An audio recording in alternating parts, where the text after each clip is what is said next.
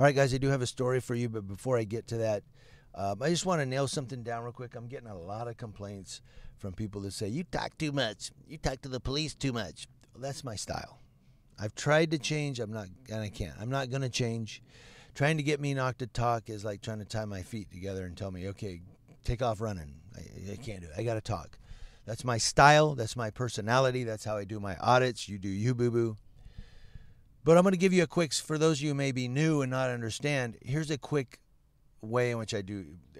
Here's my purpose, so to speak, or what's becoming my purpose. I'm out here to, first, I mean, there's a few things that I do intermingle. It's kind of like, I don't know if you'd call it a conglomeration or a potpourri, use your own term.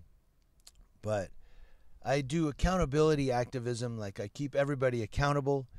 If people like maybe punch a cop and then try to take his weapon and then lie about it, well, on my camera, I'm going to keep that person accountable. Reverse, if the police officers are treating people in a way that they're violating their rights or being unprofessional, they're going to be held accountable. I have to be held accountable. So I'm kind of an accountability activist. I also educate people on the California Constitution, the First Amendment Bill of Rights, our right to free press and free speech. I inform people of what I'm doing. This is what I'm doing. I'm out here to do a story on your relationship with freelance media. And right now you're that, like the guard in Redlands, you know, you're telling me I can't film that over there. So apparently our relationship, your relationship with the community isn't too good because you don't know the law. So that's what I'm out there to do, educate and inform, build communications, build bridges of communication between us and the police, us and public officials, us and security guards that are guarding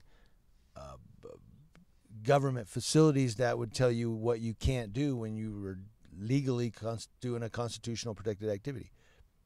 So I'm out there to build bridges of communication between us and law enforcement and public officials. I'm out there to teach and educate because there are so many people that just don't know the California Constitution or the Bill of Rights. I don't get it. You're a law enforcement officer or you're a security guard. You know, I know that security guards don't go to police academy, but being a security guard, you should at least know free speech and free press because there may come a time you may have to guard that building against protest. You got to know what the free speech and free press rights are. Or else how are you going to guard the building? You're telling people, hey, you can't film that. Sure they can.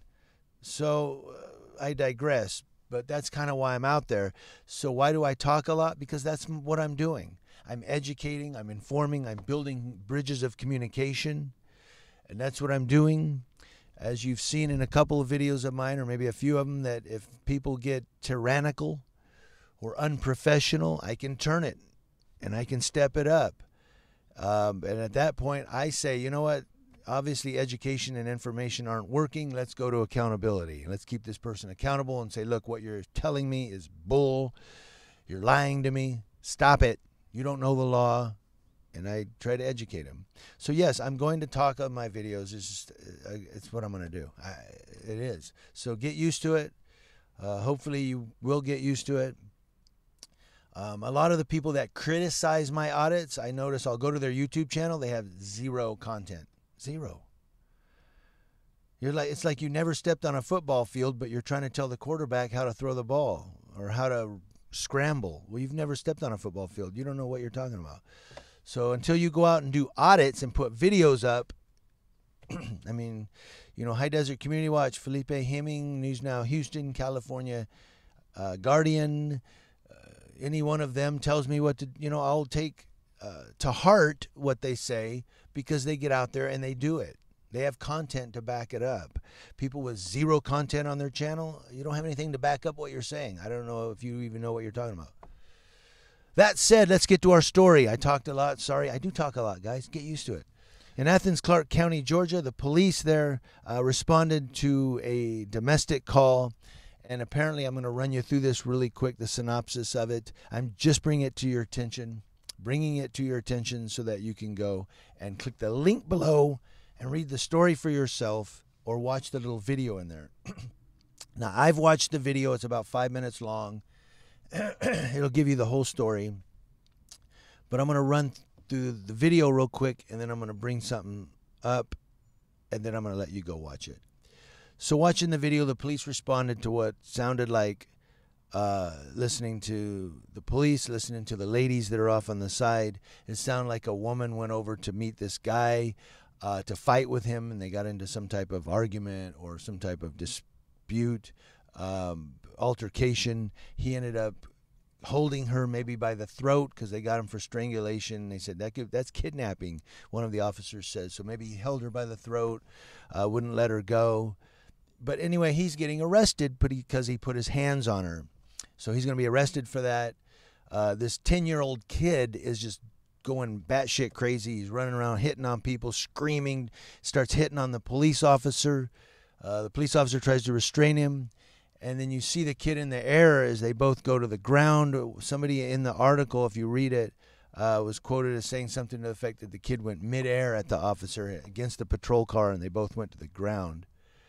The officer apparently then puts his knee into the back of this 10-year-old to restrain him.